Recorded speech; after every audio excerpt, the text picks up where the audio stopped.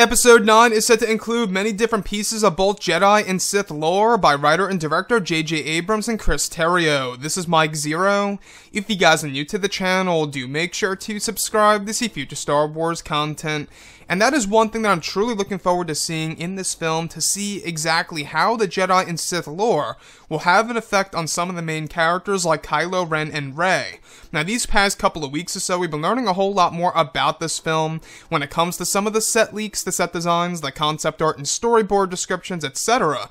One of which has all to do with Rey and Darth Plagueis.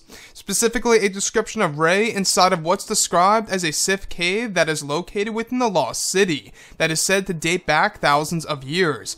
It's described that Rey is walking through the large cave, which is said to have statues of many Sith lords from the past, one of which is Rey standing in front of one that is described as the statue of Darth Plagueis. The statue is described as a cloaked figure with a large staff, however not revealing his face. On the bottom of the statue there is an engraving that holds a passage that holds great meaning to the character.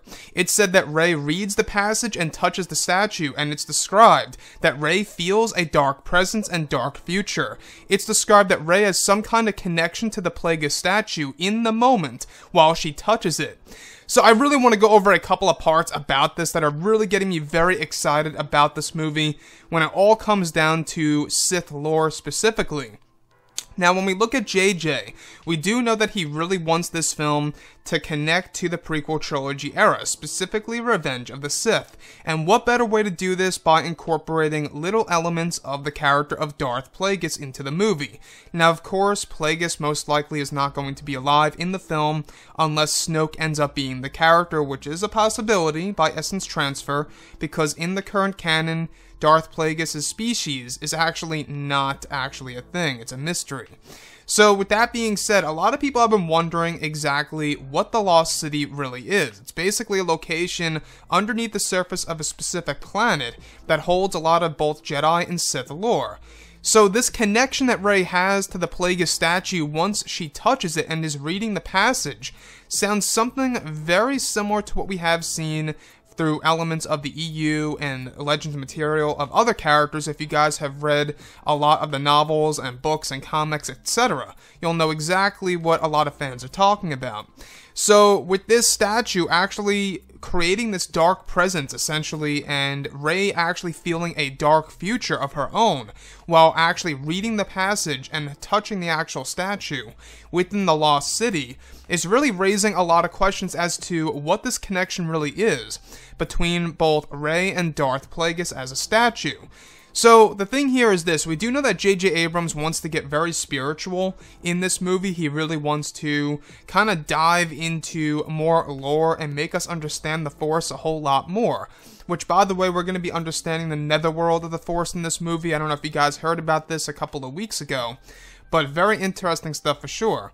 Now, as far as Rey as a character goes, we know that one of her personal missions involves the journey into the Lost City. Now, this Lost City was an original concept for The Force Awakens that never made it to the final cut of the film that J.J. Abrams is trying to implement into Episode 9 as we speak. So, with that being said, I'm already really loving the sound of everything here. How Rey has some kind of connection to Darth Plagueis as she touches the statue and reads the passage. It's kind of similar in a sense to when she touched the Skywalker lightsaber, where she had an actual connection to the saber itself. Now when she touches this statue of Plagueis, she's also having a connection with it and holding a dark side presence or a dark side future of her own, and feeling kind of this dark energy generating from this statue. Now, like I say, we do know that a lot of people are very interested in when the actual Sith lore comes into play in Episode 9 and exactly how it's going to take place in the film and how it's really going to affect a lot of the main characters like Rey and Kylo Ren. So if we look at everything that has been happening, the past couple of months, we do know that J.J. Abrams wanted to change things up quite a bit. He went through some reshoots, he went through some script rewrites and adjustments. In fact, some are actually being implemented as we speak during the month of February in order to really fine-tune it and make it connect to the past films even all the more so, which I honestly think is great. Now, the Lost City in design, we don't really know too much about it other than it is an ancient city that actually holds a lot of Jedi and Sith lore that people collected and threw down there over the years, one of which has the Darth Plagueis statue. And you can see what JJ is just really trying to do. He's trying to cherry pick from the old EU and Legends material, because if you think about it, there were actual similar environments to just this in the old EU of the Star Wars franchise. But anyways, guys, let me know what you think about all of this below in the comments, and if you guys did enjoy the content for today, do make sure to drop a thumbs up on this video to support the channel. I thank you all so very much for the kind support, and I'll catch you guys next time.